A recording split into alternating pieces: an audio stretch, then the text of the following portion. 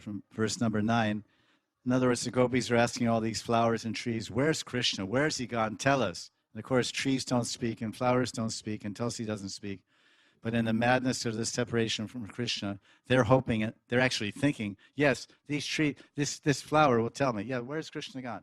You don't know. Why aren't you speaking? You're proud. Oh, you're so puffed up. We'll go somewhere else. Hey, what about you? Yeah. So they're mad. It says, first it says, Vibram.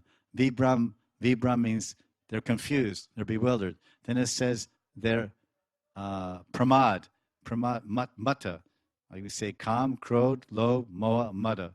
Mata means intoxicated. Mata means crazy, mad. So pramada means prakrishnarena mata, or mata becomes pramada. So they're very, very mad. Then the next word he uses, Shukamuni, to describe the degrees of insanity, transcendental, of the gopis is unmad, which means pramad, and unmad.